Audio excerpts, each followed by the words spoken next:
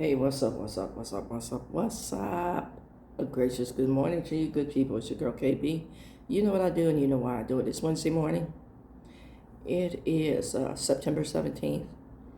Where's this little kid in my neighborhood growing up used to say, September 17th. And I can never hear this date without thinking of September 17th. It is 2:28 in the a.m. and I said I was going to leave this topic alone, but I need to address something I just saw on MSN. And for those of you who are a little long in the tooth, as I am, my two primary internet providers are two primary, I forgot what they call them, browsers, there you go,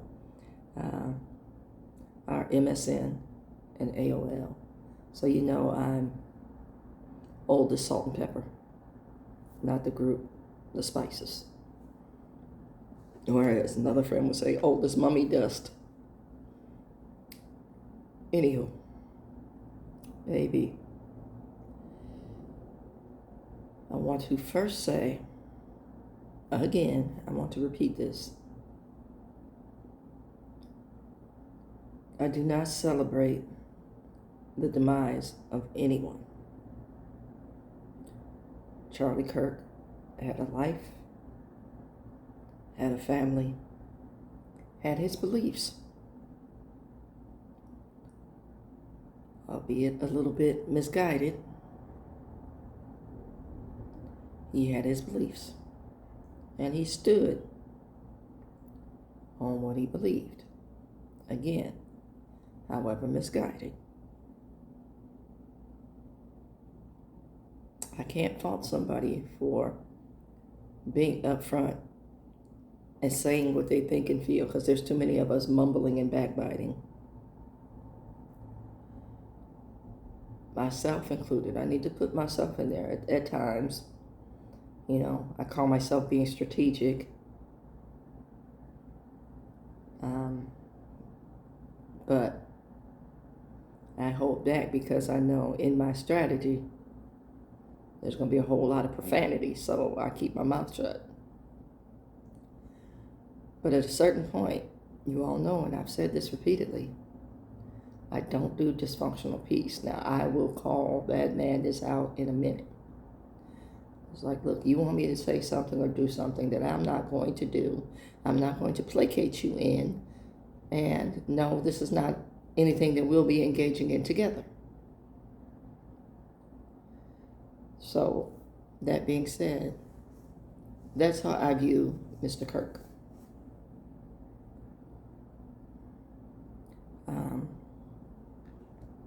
I'm not going to debate anybody that has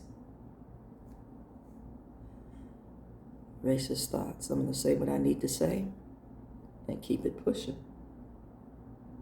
I don't have to be in your presence, and you don't have to be in mine, and not everything requires conversation. I'm not that person that says, hey, there's a snake. What kind of snake is it? Let me go over and get a closer look. Is it poisonous? Can I handle it? All you got to do is say snake. I'm done.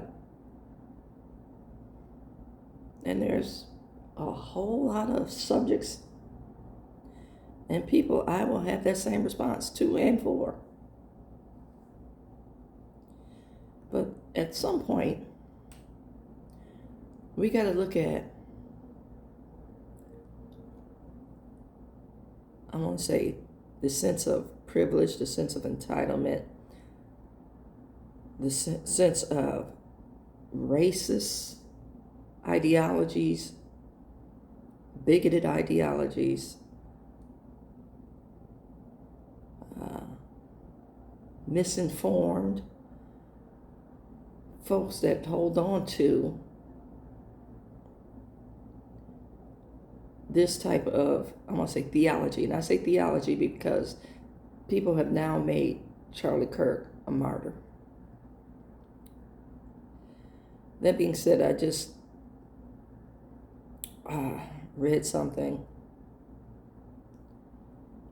that Arnold Schwarzenegger said about Mr. Kirk. First, I'm going to read you a definition, then I'm going to read you the quote. Let me get my optical support, because I tend to botch things when I act like I can see. Communication. Okay. I want to say this very strongly. I want to emphasize this. I'm going to put this in caps. Opinions are not facts. Let's see, some people think because somebody gets on and talks and they have some level of power that they're somehow stating facts. Opinions are not facts. It says communication is the process of exchanging information, ideas, and feelings between two or more individuals through a common system of symbols, signs, or behavior. It involves a sender who encodes and transmits a message, and a receiver who decodes and interprets it. Okay, you got the sender who is sending the message, the receiver who receives and translates and interprets the message. Okay? Keep listening. Key types of communication include verbal, that's speech or writing, nonverbal, body language and gestures, and paraverbal, the tone of voice. Here's the closing statement. Effective communication requires clarity. The message should be clear. The person who understands and interprets the message should be clear on what the message is. Now, the pièce de résistance. Empathy to build relationship and achieve goals. Let me say that again for the cheap seats. Empathy to build relationships and achieve goals.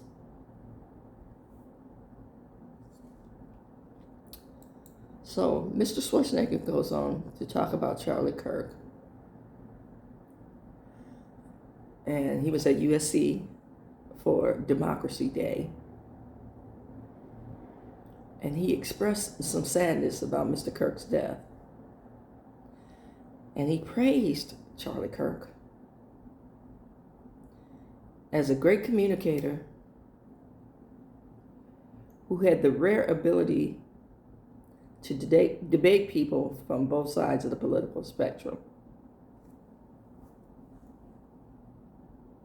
Great communicator. Isn't that what they call Ronald Reagan at the height of his years of dementia? Was Arnold communicating with Maria in the height of their madness? I'm saying this to say, how do we determine who's a great communicator? And how do we determine that when we're talking about politics? You've heard me talk in theology, posing the question, what's your standard of measure? What are you comparing this to make this, I want to say, relatable, understandable? Charlie Kirk was not a great communicator, folks. He came to the table with a preconceived notion. He wasn't looking for understanding or insight. He wanted to assert power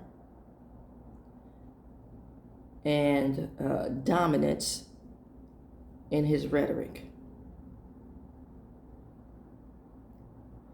And the bottom line is, white good, color bad.